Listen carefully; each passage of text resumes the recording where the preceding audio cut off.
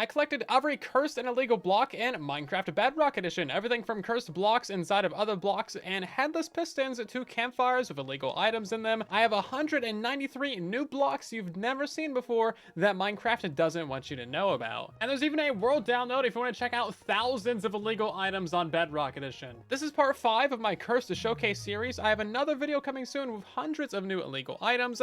A like and subscribe so you don't miss any releases. So if you use custom blocks and moving blocks, you can actually get yourself some of these illegal items right here. However, these are way more fun than you might expect. So we can actually place this down, and this piston will always be facing upwards no matter how you place it. But then if you mine it, you actually get a headless piston like this, which is super illegal. I love this. Is this gonna break my game if I try and power this? No, it just doesn't do anything. Okay, that makes all the sense. But yeah, if you power that, it does actually, you know, exist normally, and then you could still break it, and it's still a headless piston. Okay, hold up. We gotta power that, break it, and then, oh, we actually have the hitbox being 2 blocks tall, as you can see there. That is so broken. Can I have more of these? So did you know that campfires can have their own custom loot table and name on them? This is actually a pretty cool. So if we place this down, as you see, this one's got a name and it's got diamonds on there. We got tools on there. We got all these kinds of things. And honestly, these are pretty unique. Oh no, we're cooking the axolotls. Now these poor guys. Ah, jeez. I don't know. They're in water. They might be fine, right? Right? This is fine. And then, of course, when you actually break those things, they do drop the items as well. Now, the thing about these campfires is that they do actually cook the items, so this is not a permanent display. These things do go away. As you can see, they start to disappear and actually destroy the items. And, of course, you can also do this with the soul campfires as well. We're cooking diamonds over here. The names on all these ones do go away after a while, but these ones back here seem to be totally fine and keep their names forever. By now, you guys have seen a ton of these custom blocks. However, these ones are extra fun right here, and the reason is that they don't actually exist. As you see, I can just like walk through all these ones right here.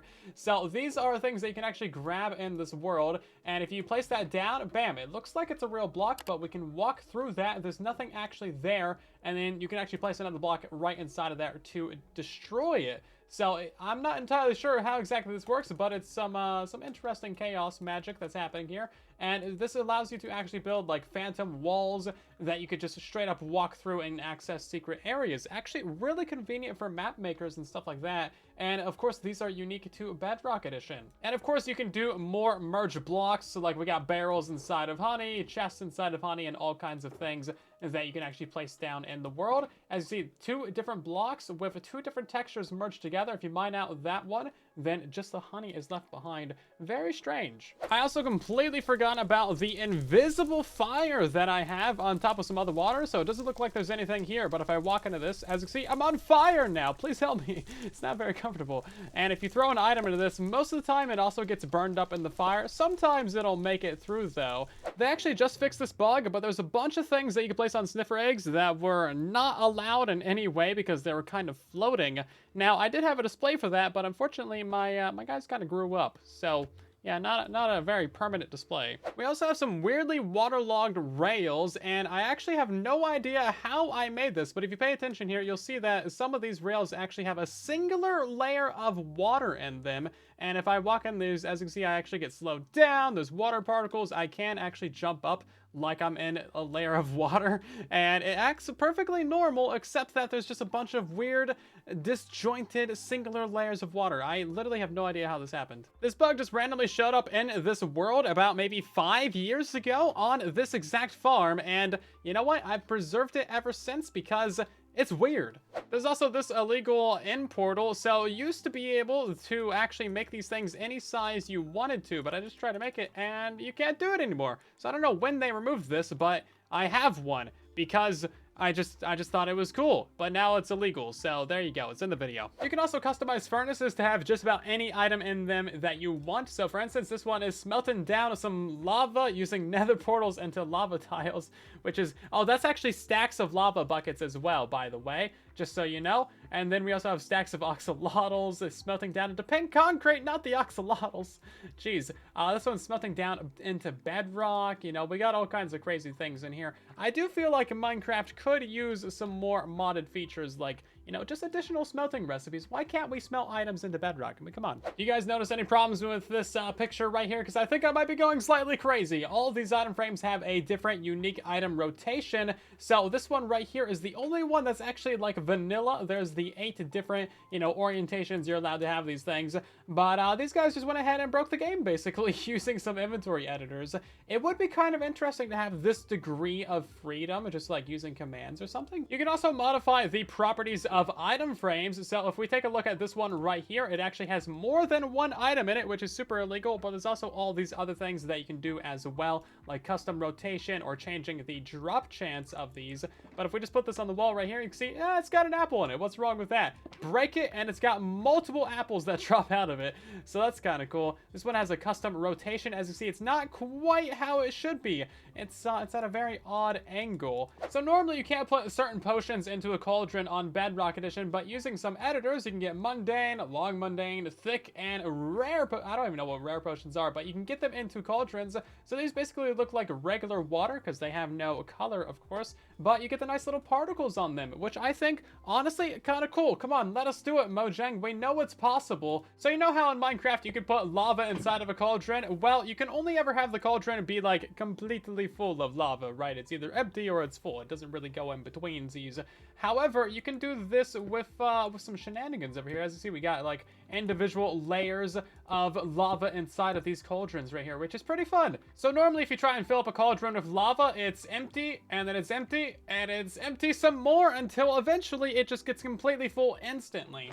Like that. So there is no normal way to get just slight layers of lava in a cauldron like these ones over here. Now you can do the same thing with water cauldrons as well. As you see, we have all these individual layers of water right here. So if you have a normal cauldron and you fill it up with some water, you can actually only take a couple of these out of here. So if you click on that with a bottle, it goes down, and then one more, and then, yeah, there's only 3 layers of water you can take out the cauldron. Have you guys ever found those weird slices of water in a cave somewhere? Well, you can actually get those like on their own sometimes, and this is what they look like. So normally you'd have a water source, and then like 6 or 7 blocks away from it, you'd have these tiny little slivers of water, and that's what these are right here. I actually wanted to get some of these in my world because these are so fun, but you cannot place a block next to these, otherwise they'll just like straight up disappear and die. And I will demonstrate that right now for you. So sorry, I murdered it.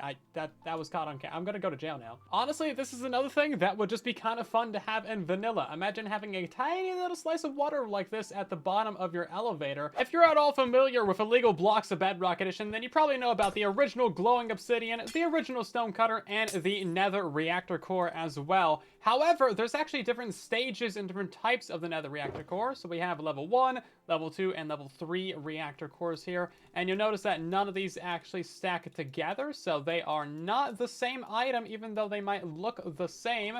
And over here we have a little demonstration of what they're actually set up with. So these are from the very old Pocket Edition days before the nether was around. You'd have to build one of these things up, and then, you know, it would actually spawn in some nether blocks in your world. And that was their little hack fix to get you nether without adding another dimension to the game. Now, these are actually something that you could acquire on Bedrock Edition at one point. These are depressed pressure plates and depressed buttons in the inventory. So if we actually look at these ones over here, you can see that they're actually pressed down. They're not fully extended. So if we grab a regular button and you know what, we're not going to ask any questions about what that is, but if we put a regular button down, you can see that that's a much thicker than this one over here, and that's because these are depressed buttons. So if we take a depressed pressure plate and a depressed button and put those next to a regular one, you can see the texture is much thinner, and that's because they're actually pressed down. It's really difficult to notice, but you could actually get these in survival at one point, I'm pretty sure. I've showed this before, but it's one of my favorite blocks. It's the permanently activated sculk catalyst, and it just looks super cool with the animation on the top there. Absolutely love it. Now, if you control pick block that, you can't actually get more of them. You got to use like a structure block or something to copy that over. However, now we have a new addition, and that is the calibrated sculk sensor. These ones are permanently activated, as you can see. So this one is activated, and this one is semi-activated. As you can see, the little frill things are not as bright on this one as they are over here. So they are actually slightly different if you pay attention. There's also a bug with set block commands and mob heads. So as you can see, all these heads are actually on the side over here, but the hitbox is slightly crooked and where it should be if it was like actually placed on a regular table like this. So this applies to every single mob head in the game, and all you need to do for this is literally just set block the mob head, and as you can see, the hitbox is all kinds of borked. So using some set block commands, you can actually get these two illegal block placements here. So this is actually a hopper that does not have any stem on it. As you can see, it's not actually got like the little spout on it like this one right here. Now this fence was the one that was lower, like if you connect it to a wall, as you can see, it goes down a little bit, but I kind of updated it and broke it. So now it's just a regular fence. Oops. Do you see anything wrong with this picture? Well, you should. All these things are supposed to be 2 tall flowers, but using some set block commands, you can actually get it to where it's just the bottom half of these things.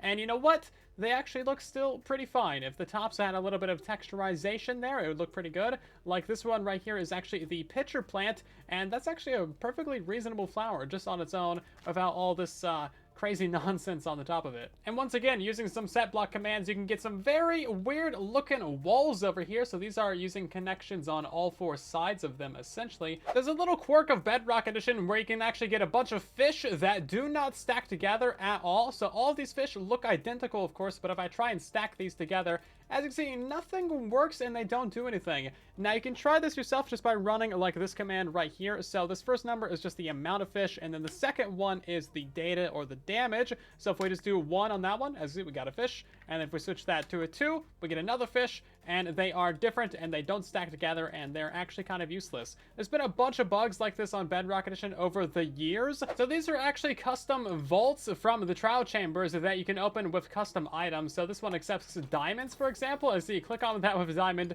and it gives you a piece of chicken. That's fantastic. So using inventory editors, you can actually change what is inside of a juke box. So when you click on it, it'll actually kick out the correct item. So we got water buckets, we got diamonds and swords and bedrock and redstone and barrier blocks. Now this is a powdered snow block that technically doesn't really exist. So if I walk through this, as you see, it doesn't slow me down. It doesn't give me the effects on the sides of the screen or anything like that. Even in survival mode, it doesn't do anything to me. It's basically acting like a ghost block. As you can see, there's not even an outline when I hover over this thing, and you can see kind of how that was made here. We also have some more illegal maps, so you can see a little description of how these things are made here. Basic, you know, cursed map things, but if we pick block this, as you can see, it is a regular map that does actually fill in. However, it's not actually going to load in the frame. And this one also has a map in it as well, but if we pick block that, you can see that we get a little name box above our hotbar, and it takes us back to our 3rd slot, but we don't actually get any item. Very peculiar behavior. Now, you might be aware that there's unknown maps in Minecraft, and these are maps that Minecraft just does not know what to do with, and they're called unknown maps. So if you delete your map data or something, then you'll get a map like this, where you can hold it and you can see your hands down there,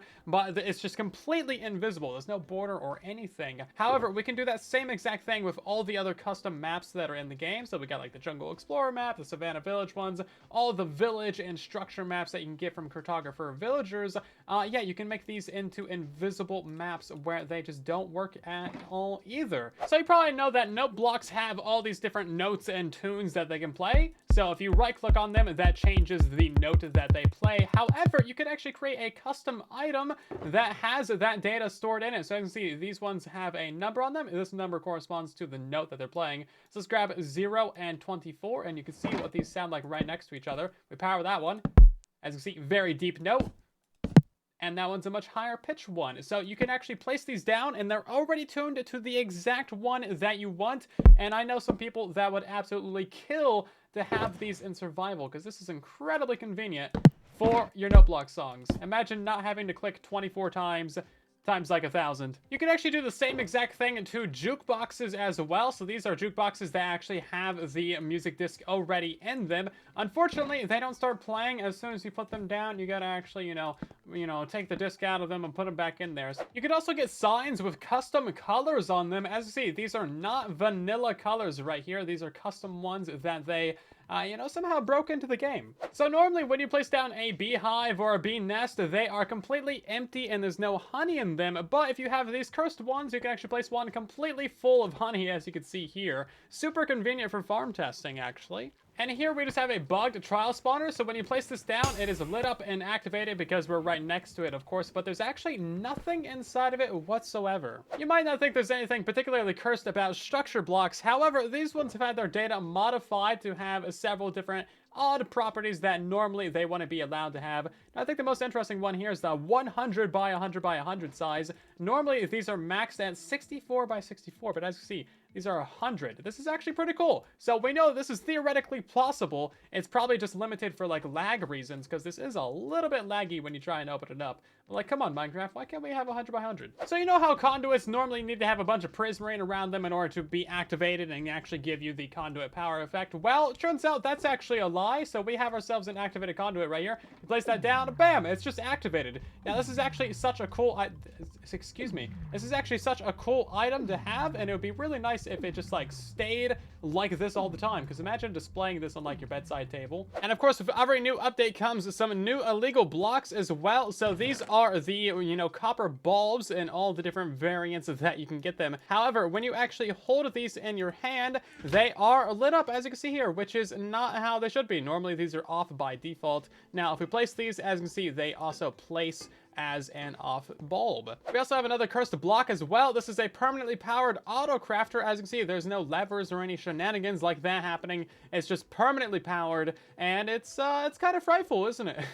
If you want to download and play with these cursed blocks, you can. Loranjo, wirwa, and Abuel have made these maps free for you to download. They put a ton of work into these museums, and a huge thanks to them for letting me showcase their worlds.